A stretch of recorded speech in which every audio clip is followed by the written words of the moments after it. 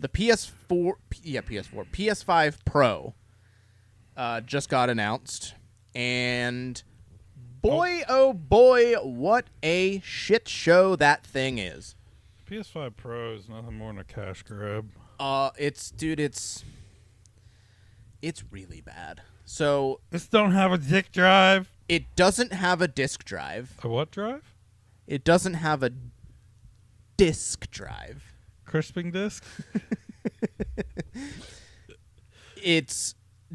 You have to buy the disk drive separate if you want the disk drive, which is $80. So not only... Oh, I didn't say the price of it, did I? It's $700. $700. I hate whatever you're doing here. $700 with no disc tray. So if you want just the console and the disc tray with tax, you're spending $800. $800 for a disc tray? I take this back. Your chair is in jeopardy. Fuck you. That's 2 Pink concerts. No, actually, 3 of those is a fucking Pink concert. So that is insane to me that they think that they can price it like this. And they showed there's all these games that are upgraded for the PS5 Pro. But they're games that have already been out. So if you have a PS5 and you've already played them, upgraded how? What? The video that they showed is the most insulting video that you could ever watch when you're watching to try and get a grasp on what's different. What's different? Nothing.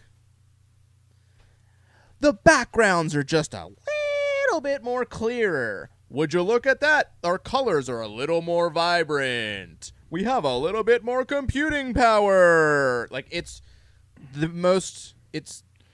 They were it's going to be 4K 60 frames, but some of them might not be. Some of them might be 4K 30.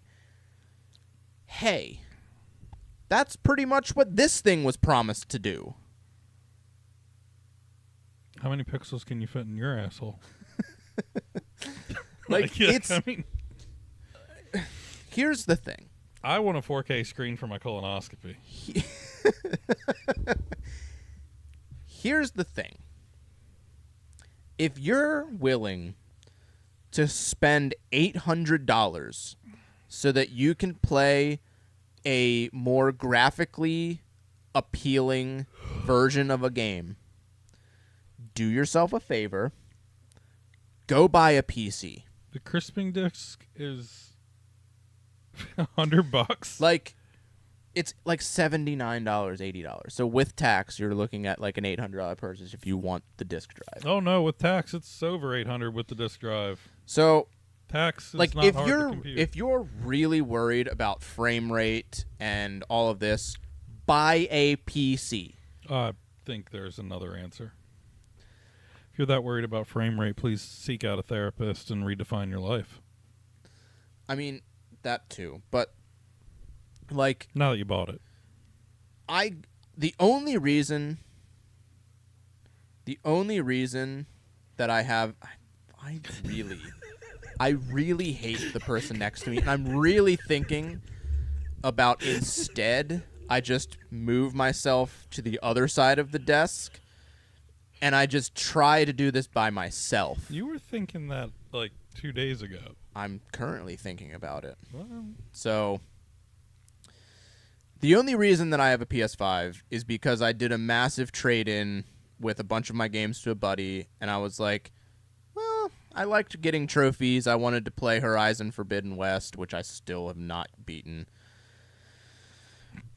Okay, we're going to reevaluate this. dude. We're going to reevaluate how we do the podcast here. should we have a rotating person in this second chair, or should it be just me in the chair over by the desk?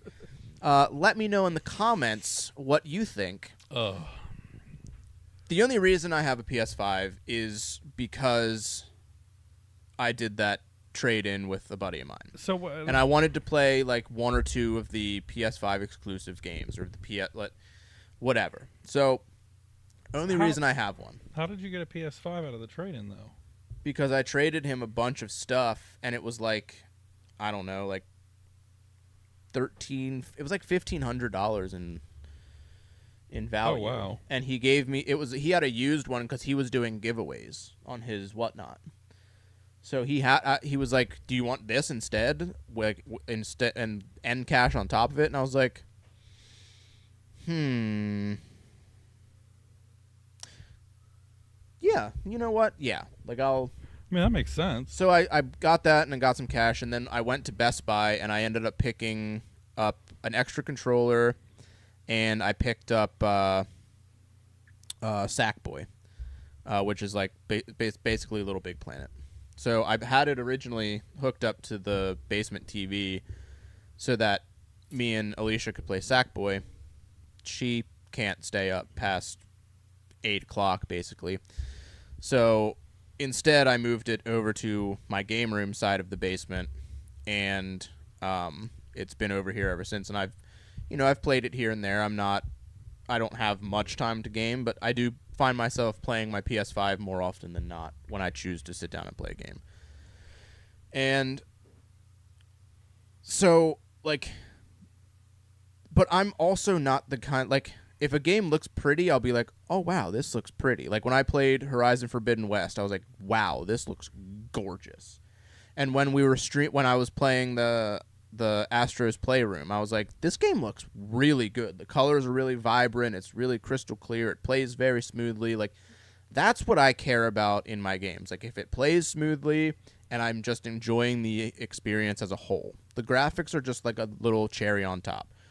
So when I pre-built my PC, I got a pretty like nice PC, nice desktop, and I got it set up for 1440p, which is between 1080p and 4K, if I'm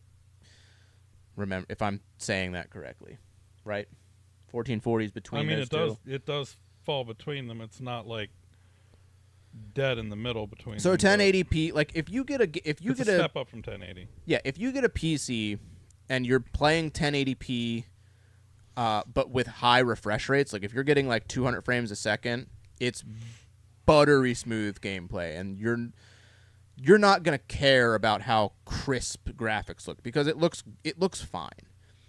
1440p is a little bit sharper, a little bit more vibrant the way that it looks, but it's naturally going to be more demanding to run, so you're gonna get a little bit less on your frames. So my PC, for example, can run 1440p, and it can run it at like 120 to 150 frames per second. Again, buttery smooth gameplay. There's not a hiccup in that whole entire gaming experience unless something's going on with my PC. So when you're looking at a $800 console for just the console, and you're looking at playing 4K, but you're not even getting guaranteed 60 frames per second, is ridiculous. And here's the thing, you need the TV to support that. So not only are you spending $800 for your console, now you're looking at an extra $800 to $1,000 or more for the TV to properly get what you're supposed to be getting out of your console. And then if you want PlayStation Plus, there's another $160, $180. I forget what it is now. Well, there's a piece of this that you're also missing. If it's online play, your fucking internet needs to be able to support all that to keep it from lagging. So now you're looking at like spending, and that's not even including games. That's $70, $60, $70 a pop. So when you're flat, like you're looking at like $2,000 at least with a decent sized TV to be able to get what you're supposed to be getting out of your console. Ping must be good. It's more than just ping. Like if you want to play 1080p and you want high frame rates, you don't have to spend that much on your PC. You can get a good mid-tier PC, and monitors are fucking everywhere on Marketplace. You don't have to spend an arm and a leg on a monitor. You can get keyboards and mice aplenty. You don't need anything fancy. And you have Steam as a storefront that is giving you deals out the ass. I have 250 plus games on my Steam. I have not spent over $200 to get all of those. I don't believe that. Guarantee you. I guarantee you. Because they have so many sales throughout the year. They have the summer sale, the winter sale, the spring sale, holiday sale. Like they're constantly going on sale, and some games are discounted so steep. They're like $1 to $2.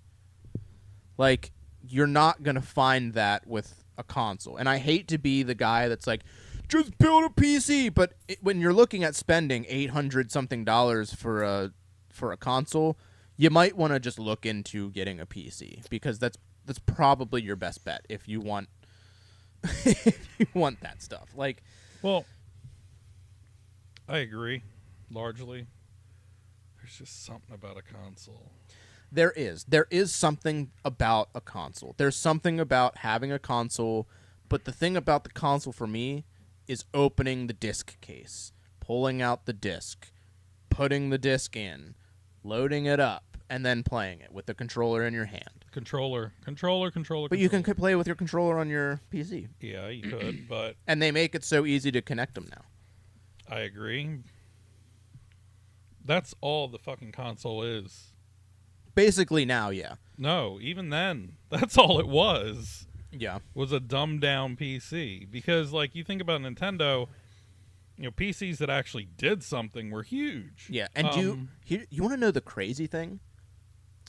The PS5 came out in 2020. Okay. How many PS5 exclusive games do you think there are? 18. There's like 20. Okay. And some of them aren't even original IPs. Some of them are remakes and remasters. It's not advantageous to limit yourself to one console anymore. No, it's not even that. They're also available on PS4. Okay. So I mean, that makes sense in itself, because PS4 you can still buy new, can't you? Like the console? Yeah. You could for a while when the PS5s were hard to get. So if you're still gonna sell last generation shit, I mean, that's the thing that's crazy. Like, in my personal opinion, I think the PS4 was the last console generation to actually matter. That looks more like a PC anyway. Yeah, it's huge. It's ridiculously large. It needs that much space to cool the bit. Yeah.